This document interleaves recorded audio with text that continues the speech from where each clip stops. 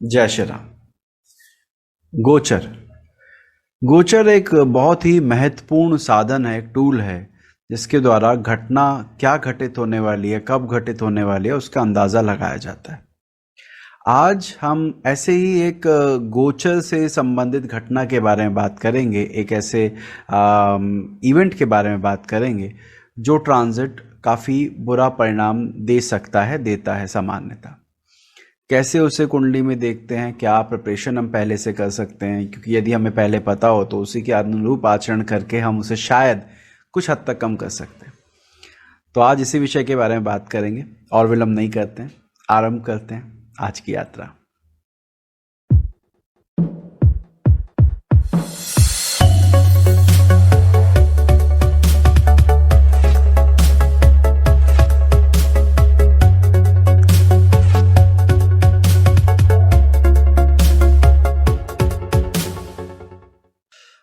सबसे पहले जब भी गोचर के बारे में बात आती है तो ये सवाल कई बार पूछा जाता है कि सर आप गोचर किससे देखते हैं, चंद्रमा से या लगन से। ये भी बोला जाता है कि लगन से देखना चाहिए या चंद्रमा से देखना चाहिए। और बहुत सालों से ये सवाल सुनने को मिलता है, ऑफलाइन क्लासेस में भी और ऑनलाइन क्लासेस में भी जब आप पढ़ा रहे होते हो। तो आज इस बारे में मैं अपनी ओपिनियन बताऊंगा, या ये कहूँगा कि जो मैंने पढ़ा है किताबों में उसका क्या उसको कैसे लगाते हैं, लगन से देखना चाहिए या चंद्रमा से, और उसका क्या इंपॉर्टेंस है। तो आरंभ करते हैं। तो हाउ टू जज नेगेटिव ट्रांजिट, गोचर में बुरे प्रभाव की गणना कैसे की जाती है। आज हम बुरे प्रभावों के बारे में बात करेंगे और परमात्मा ने चाहा आने वाले समय में एक और वीडियो बनाएंगे जिसमें हम पॉजिटिव ट्रांजिट के बारे में बात करेंगे।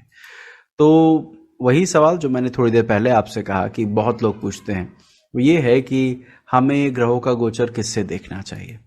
सबसे पहले और सबसे ज़्यादा पॉपुलर जो मेथड है वो जन्म राशि से है। जैसे अगर मैं इस पत्रिका के अनुरूप बात करूं या इस पत्रिका के अनुसार बात करूं तो यहाँ दिखूंगा कि इस जातक के चंद्रमा वृश्चिक राशि में बैठा है।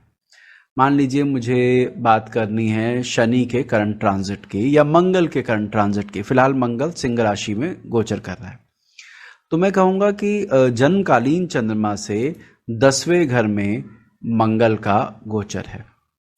चंद्रमा से गिनते हुए दशम भाव में मंगल का गोचर है। दशम भाव में, चंद्रमा से दशम भाव में जब मंगल का गोचर आता है तो इसको विशेष फलदायी या शुभ बताया गया है। तो जातक से ये कहना पड़ेगा कि आपके लिए चंद्र के द्वारा अगर हम गोचर देखें तो ये स्थिति अच्छी दिखती है। इसके बाद आते हैं अगले टॉपिक पर, और कैसे गोचर देख सकते हैं। अगला तरीका होता है लगन से देखने का। अब इस जातक का सिंह लगन है, लगन के ऊपर से मंगल गुजर रहा है। लग्न पर से जब मंगल गुजरता है तो लग्न को बल देता है, ऐसा शास्त्रों का मत है। मैं यहाँ पर राशि के ऊपर से गुजरने की बात नहीं कर रहा हूँ। जब चंद्रमा पर से मंगल गुजरेगा तो हम इसको अच्छा नहीं मानते हैं, पर जब लग्न पर से मंगल गुजरता है तो लगन के लिए फलदायी होता है, शुभ फल देने वाला होता है। यहाँ पे ये भी कहा जा सकता है कि भाग्य का स्वामी क्यों? क्योंकि नवम भाव का स्वामी यहाँ मंगल बनता है। भाग्य का स्वामी लगन पर से गोचर कर रहा है, या चौथे का स्वामी लगन पर से गोचर कर रहा है, तो it should give you good result related to these two houses, 9th house as well as 4th house. तो ऐसा हम कह सकते हैं कि भैया ये हम हो गया लगन से गोचर देखने का तरीका। उसके बाद एक और बहुत इंपॉर्टेंट और जिसका विचार ज़रूर करना चाहिए, और शायद सोशल मीडिया पे उसका जिक्र कम होता है। रीज़न ये है कि उसके ऊपर आपको लोगों को समझ नहीं है, तो वीडियो भी बनाएंगे तो उसी तरीके से बनाना पड़ेगा ना, जो कि आम जनता को समझ में आए। तो इस वजह से शायद जिन्हें पता भी है वो इस पर वीडियो नहीं बनाते हैं। वो है जन्मकालीन ग्रह के ऊपर से गोचर। अब जैसे मान लीजिए यही मंगल जिसकी हम अभी तारीफ कर रहे थे कि वो शुभ फल देगा क्योंकि चंद्रमा से 10वें घर में आया है, लगन के ऊपर से गुजर रहा है। अगर हम उसे शुक्र से देखने का प्रयास करें तो शुक्र से चौथे घर में आएगा, राइट। जब मंगल यहाँ से गुजरेगा तो शुक्र से चौथे स्थान में गुजरेगा। शुक्र से चौथे स्थान में मंगल का गोचर शुभ फलदायी नहीं होता। ऐसी स्थिति में शुक्र जिन भावों का अधिपति है, शुक्र जिन चीजों का कारक है, उनके ऊपर ये परिणाम डालेगा। अगर मेरी बात समझ में आ रही हो तो मेरा कहने का मतलब यह है कि जैसे लगन के ऊपर से गुजरने का फायदा बताया कि जातक को फायदा होगा, ओवरऑल हेल्थ के लिए ठीक है, भाग्य का स्वामी होके आया है वो अच्छा है, चंद्रमा से दशम के लिए भी हमने अच्छा बता दिया, पर शुक्र से चौथे में गुजरने को शुभ नहीं माना जाता। इसी तरह बुध से चौथे में गुजरने को भी अच्छा नहीं मानते। तो मतलब इस अवधि में शुक्र बुध के जो परिणाम हैं, जो उनके नैसर्गिक कारकत्व हैं, उससे जुड़े अच्छे परिणाम नहीं मिलेंगे। उससे अच्छे परिणाम क्या हो सकते हैं? लाइफ पार्टनर के साथ घूमने जाना, लाइफ एंजॉय करना, वहां पर ये मंगल कोई विशेष फल नहीं देने वाला है। हाँ, आपके करियर के लिए और जो भी चीज़ें हम चौथे भाव के लिए, भाग्य स्थान के लिए, वहाँ के लिए अच्छा होगा। तो जब एक कुंडली देखी जाती है, एक प्रॉपर एनालिसिस किया जाता है, तो इन तीनों फैक्टर्स का विचार किया जाता है और इसमें कोई कंपैरिजन नहीं होता कि जन्म से देखना है या लगन से, दोनों से ही देखना है भाई। और दोनों से अच्छा आ जाए तो बहुत बढ़िया बात है। दोनों में से अगर एक से अच्छा आता है, मान लीजिए लगन से अच्छा है, तो हम कहते हैं इवेंट ओवरऑल पॉजिटिव रहेगी। अगर चंद्रमा से कमजोर आए तो हम कहते हैं अभी आपको अच्छा नहीं लग रहा, लेकिन आगे चल के ये इवेंट आपके लिए फेवरेबल रहेगी। अगर उल्टा हो जाए, चंद्रमा से अच्छा हो, लगन से खराब हो, तो अभी तो आप इसमें सुकून महसूस कर रहे हो, पर ओवरऑल ये घटना आपके लिए अच्छी नहीं होगी। वहीं कारक ग्रह से देखना बहुत इंपॉर्टेंट हो जाता है कि लाइफ में किस सेक्टर में अच्छा होगा, क्योंकि जो आपके पास पूछने आएगा, या अगर आप भी अपनी कुंडली पर लगाना चाह रहे हैं, तो आप अच्छा बुरा करके नहीं बता सकते। आपको ये बताना पड़ेगा कि किस जगह पर अच्छा होगा, संतान के लिए अच्छा होगा, कर्म के लिए अच्छा होगा, प्रॉपर्टी क्रिएट करने के लिए अच्छा होगा, या धन कमाने के लिए अच्छा होगा। तो उसके लिए तीनों से देखना चाहिए। अब आज हम क्या करने वाले हैं? आज हम जो सबसे नीचे टॉपिक है, जन्मकालीन ग्रह वाला, उसके बारे में बात करेंगे और उससे देखेंगे कि इसको कैसे देखा जाता है। तो यहाँ पे दो क्या कहूँ, अलग अलग विषयों को मैंने जोड़ा है। मैंने क्या जोड़ा है, मतलब मैंने पढ़ा तो उसको अप्लाई करने की कोशिश की और रिजल्ट बड़ा अच्छा आया। उनमें से एक है 64वां नवांश और दूसरा है किस transit from the planet. 64th navamsha not from lagna, not from moon, I am talking about the karaka planet, कि कारक ग्रह से 64वें नवांश में जब गोचर होता है तो क्या होता है। अब जिन लोगों ने टर्म 64वां नवांश पहली बार सुनी है, इसके ऊपर हमारी एक पुरानी वीडियो है, आप देख सकते हैं। और फिर भी अगर नहीं भी देखने का मन होगा तो मैं यहाँ पे थोड़ा उसके बारे में इंट्रो आपको ज़रूर दूंगा, कि जिससे आपको पता हो 64वां नवांश एक्चुअली होता क्या है। और फिर हम देखेंगे कि इसको ट्रांजिट कैसे लगाया जाता है ग्रह के लिए। तो इसके बारे में शास्त्र क्या कहता है, पहले पढ़ते हैं। शास्त्र ये कहता है कि transit over the 64th navamsha from ascendant और moon is fatal for the native. लगन और चंद्र से 64वें नवांश में क्रूर ग्रह का गोचर, क्रूर ग्रह का गोचर अनिष्ट फल देता है, बुरे परिणाम देता है। अब कुंडली में 64वां नवांश कैसे देखें, कहाँ पे होता है, कैसे निकाला जाता है, ज़्यादा इसके बारे में सोचने की आवश्यकता नहीं है। बहुत आसान तरीका होता है। आप अपनी कुंडली खोलिए और ये देखिए कि आपके लग्न की डिग्री कितनी है। यहाँ पर लग्न की डिग्री 1446 है। हम कहेंगे कि जब कभी भी इस डिग्री के जो भी 1446 है, सेम डिग्री पर 8वें घर में कोई ग्रह जाएगा तो वो 64वें नवांश पे से गुजरेगा। दोबारा समझाता हूँ। ये सिंह लगन है। सिंह लगन के 8वें घर में मीन राशि आती है।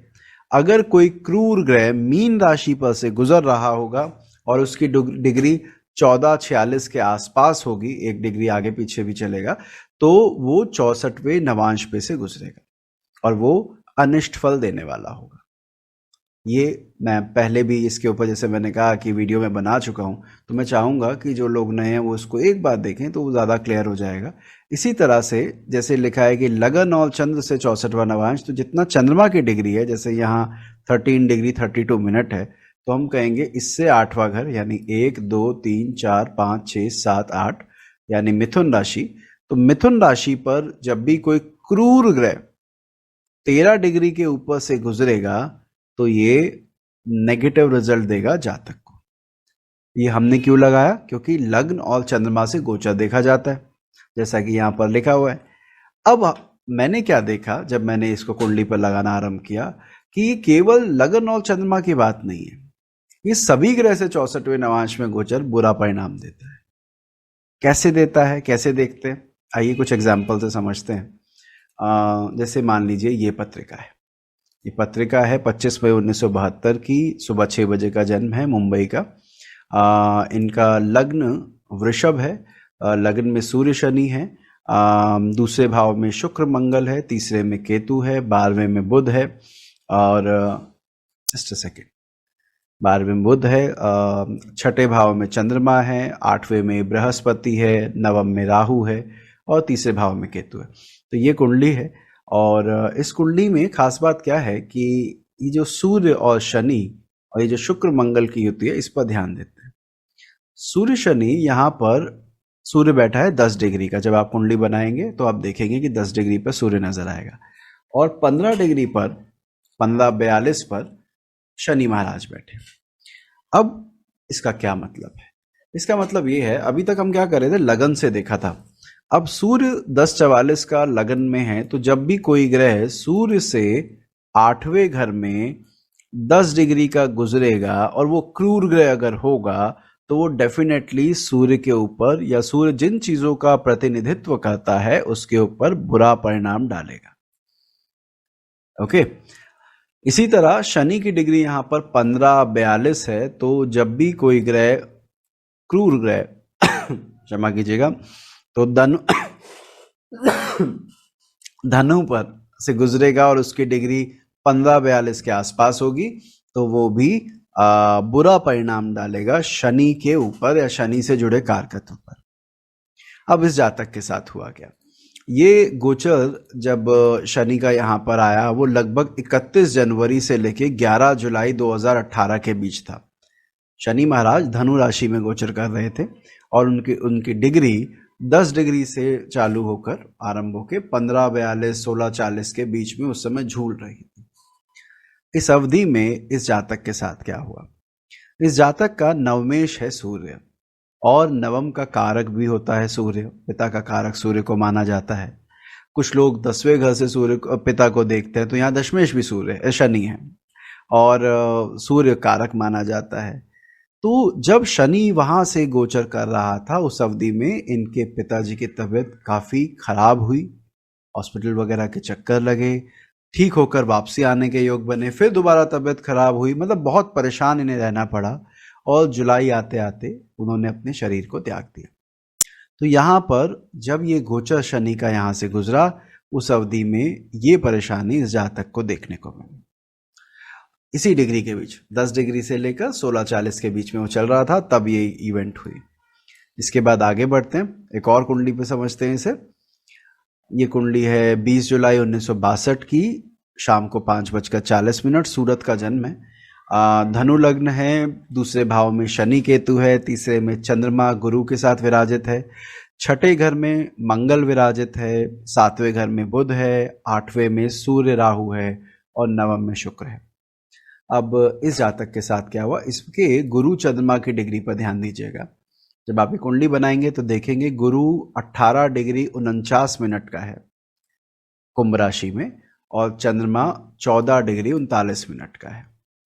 अब इस कुंडली में अगर आप ध्यान दें तो अब अगर मुझे यहाँ पे वो गोचर लगाना हो 64वें नवांश वाला, तो मैं क्या करूँगा, मैं चंद्रमा के 14:39 उससे 8वें घर में देखूंगा, यानी कि 1 2 3 4 5 6 7 8 कन्या राशि के 18:49 पर 1849 पे अगर कोई मेलेफिक गुजर रहा होगा ट्रांजिट में, तो मुझे मेरा कंसर्न होगा कि ये खराब है, क्योंकि शास्त्रीय कहता है। इसके बाद बृहस्पति 1849 पर है, तो जब कोई ग्रह 1849 पर उसी राशि से गुजरेगा, कहाँ से? 1 2 3 4 5 6 7 8 8वें भाव से, और इस डिग्री के पास होगा तो भी डर होगा। शनि महाराज यहां से गुजरे थे कब? काफी साल पहले, 2010 के दरमियान। 28 सितंबर 2010 से 20 नवंबर 2010 के दरमियान उनका गोचर इन्हीं के ऊपर से हुआ था। क्या परेशानी देखने को मिली, क्या दिक्कत आई?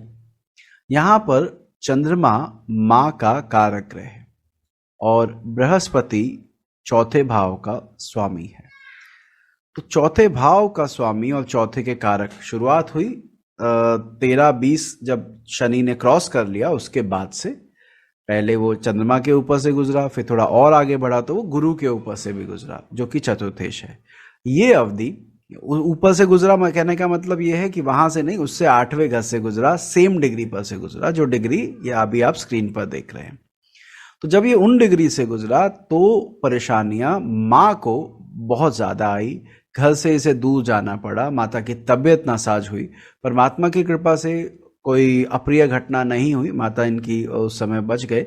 लेकिन उस समय घर से दूर जाना, माता से तनाव, माता की तबीयत में परेशानी, ये तीनों चारों घटनाएं कुछ महीनों के अंदर ही डेवलप हुई।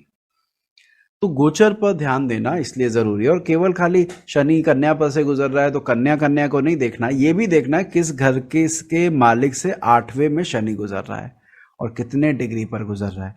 ये दो चीजों को आपको ध्यान से देखना है। एक और बात यहाँ पर बतानी जरूरी है, जब आप इसको लगाएंगे तो जब देख रहे होंगे तो आपको ये भी देखना चाहिए कि उस समय दशा क्या चल रही थी, क्योंकि गोचर को बिना दशा के देखना कोई विशेष फल नहीं मिलता। वो कम में परेशानी आती जरूर है, लेकिन वो इतनी बड़ी नहीं आती है कि आपको ज्यादा दिक्कत दे पाए। आइए अब इस पत्रिका के बारे में बात करते हैं। ये पत्रिका है 2 जून 1983 की, रात को 12:30 बजे। दमन का जन्म है और लग्न कुंभ है, चौथे भाव में सूर्य मंगल है, तीसरे में बुध, पंचम में राहु, छठे में शुक्र, नवम भाव में वक्री शनि उच्च का, दशम भाव में बृहस्पति वक्री, 11वें में केतु और 12वें में चंद्रमा। इस कुंडली में सूर्य मंगल की युति है और इन दोनों की डिग्री सूर्य मंगल की 17 डिग्री के आसपास है, एक 1732 और एक 1705।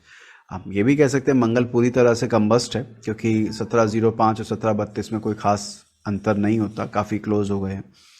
अब हुआ क्या कि एक स्पेशल दिन 28 सितंबर 2019 के पास शनि और केतु इन दोनों की युति हुई ट्रांजिट में। कहाँ हुई? धनु में हुई। कितने डिग्री पर हुई? 19 डिग्री 54 मिनट पे हुई। 1954 1952 ऐसा कुछ डिग्री रही थी उस दिन की। उस अवधि में इस जातक को जो परेशानियों का सामना करना पड़ा, पहले तो ये था कि ये व्यक्ति की एज ज़्यादा नहीं है, जैसा कि आप देख पा रहे होंगे 83 बॉर्न है। 2019 के आसपास छोटे भाई से तनाव हुआ, तनाव में घर बंटवारे की बात हुई। पूरा परिवार इनके मतलब छोटे भाई के साथ था, इनके साथ कोई नहीं खड़ा था। सामाजिक छवि भी खराब हुई, भाई से भी तनाव हुआ और परेशानी बहुत बढ़ी। किस समय? जब शनि केतु कारक भाई, छोटे भाई के कारक मंगल से 8वें घर में, इस कुंडली में छोटे भाई के स्वामी मंगल से 8वें घर में और सूर्य से 8वें घर में, या यूं कहूं इन दोनों ग्रहों से 64वें नवांश पे से गुजर रहे थे शनि और केतु। और जब ये ट्रांजिट गुजरा, कई बार क्या होता है कि ट्रांजिट बहुत एक्सट्रीम और नेगेटिव रिजल्ट दे रहा होता है, पर क्योंकि आपकी दशा अच्छी होती है तो उसका प्रभाव एक तूफान की तरह आता है और थोड़े ही समय में वो शांत हो जाता है। लेकिन अगर दशा भी खराब हो तो फिर वो तूफान काफ़ी लंबी अवधि तक निरंतर चलता रहता है। तो यहाँ पर क्योंकि ये घटना जो हुई वो गोचर की वजह से ज़्यादा हुई, दशा इतनी बुरी नहीं थी, इस वजह से ये टाइम पीरियड नवंबर 2019 के बाद धीरे धीरे करके कोविड आ गया। आप लोगों को पता होगा, याद होगा कि इसी दौरान कोविड और ये सारी चीज़ें चालू हुई थी। दोबारा से दोनों भाइयों के बीच में तनाव थोड़ा कम हुआ, दोनों साथ आए और अभी फ़िलहाल साथ रह रहे हैं। तो ये गोचर का असर इस कुंडली पे देखने को मिला।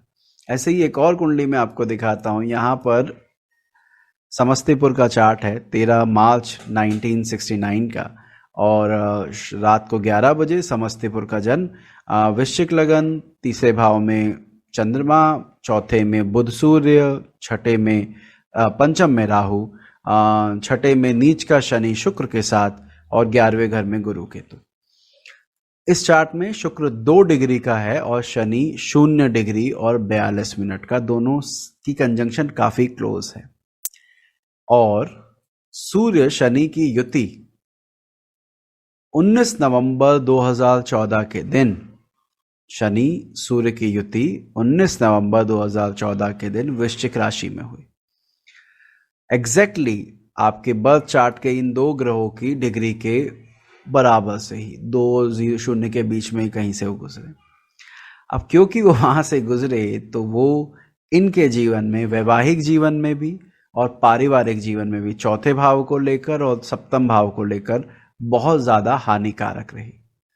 यहाँ पर न केवल शादी के तलाक के बाद पत्नी को बहुत कुछ एसेट्स देने पड़े, वो डिस्ट्रीब्यूट हो गए और परेशानी आई, तलाक भी हुआ और साथ में अपने हाथ से धन और एसेट्स भी गए।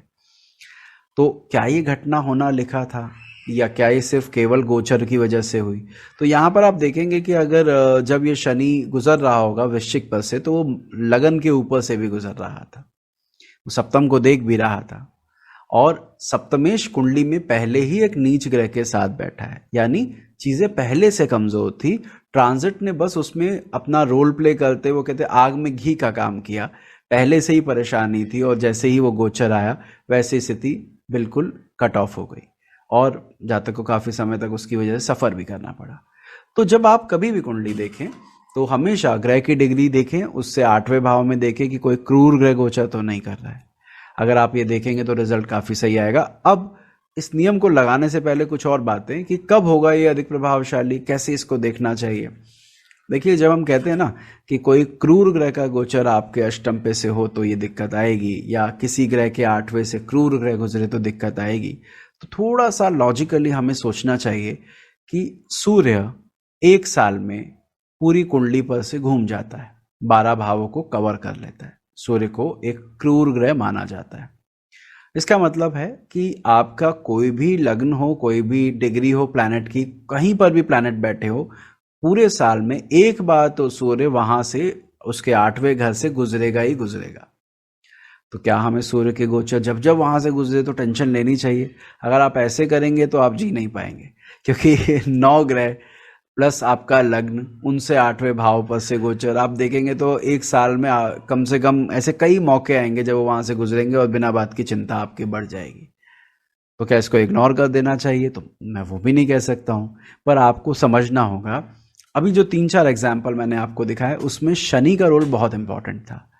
शनि का रोल इसलिए इंपॉर्टेंट था कि शनि अगर उस 64वें नवांश पे से गुजरता है तो लगभग 2 महीने 3 महीने की अवधि तो वो लगा ही देता है। जो उसकी एवरेज स्पीड है शनि की, वो एक डिग्री चलने में उसको लगभग 1 महीना लग जाता है, और अगर 1 महीना लग जाता है तो 3 डिग्री कवर करने में 3 महीने लगेंगे। उस हिसाब से ये घटनाक्रम का बेस भी बना देगा और रिजल्ट भी दे देगा। कहने का मतलब ये है कि सूर्य कभी भी उस 64वें नवांश पे से गुजरेगा तो केवल 3 दिन के लिए, और जब शनि गुजरेगा तो 3 महीने के लिए। तो अंतर आप खुद सोचिए कि 3 दिन की पीड़ा तो सही जाती है कि अभी हुआ और जब तक वो एग्जीक्यूट होता उससे पहले वो निकल गया और चीजें वापसी नॉर्मलाइज हो गई।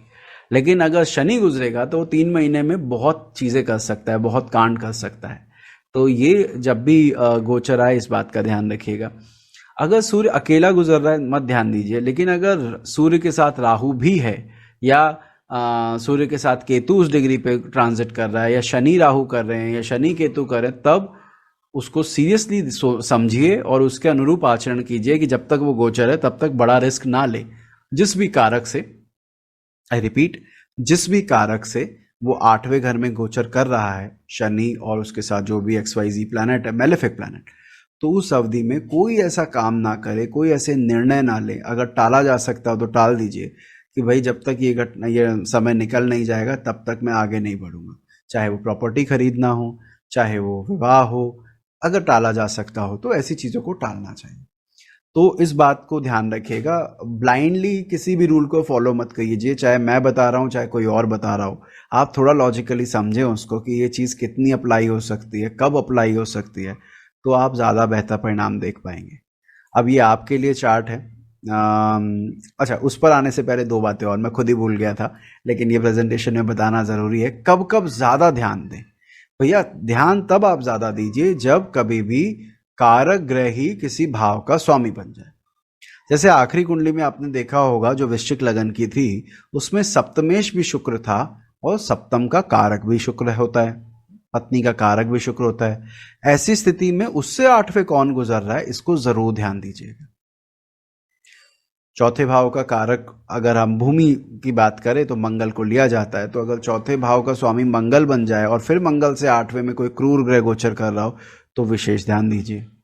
नवम भाव का कारक सूर्य होता है, तो पिता भाव का स्वामी अगर सूर्य बन जाए, यानी कि आपका धनु लगन हो, और तब सूर्य से आठवें घर में सेम डिग्री पर शनि या कोई ऐसे स्लो मूविंग क्रूअल प्लैनेट गुजर रहे हो, तो डेफिनेटली उसको नज़रअंदाज ना करें, उसमें जो भी प्रिकॉशन लिए जा सकते हैं वो लेने की कोशिश करें। इसके अलावा जब कभी भी क्लोज कंजंक्शन, बहुत करीब की युति हो दो ग्रहों में, और वो भी एक भाव का स्वामी हो एक भाव का कारक, जैसे कि आज के पहले एग्जाम्पल में आपने देखा होगा, उसमें 9th लॉर्ड शनि था और 9th का कारक सूर्य होता है।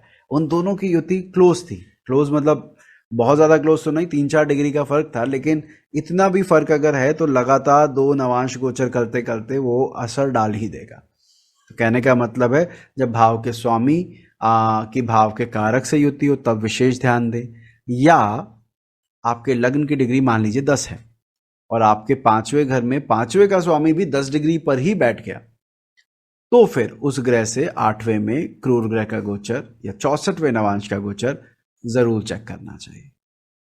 क्यों? क्योंकि वहां पर लगन के हिसाब से डिग्री भी वही आई और आपके ग्रह की डिग्री भी वही है, तो अगर वहां पर से कोई ग्रह गुजरेगा तो वो विशेष अनिष्ट फल देगा, नेगेटिव रिजल्ट देगा। तो इस बात को हमेशा ध्यान रखें।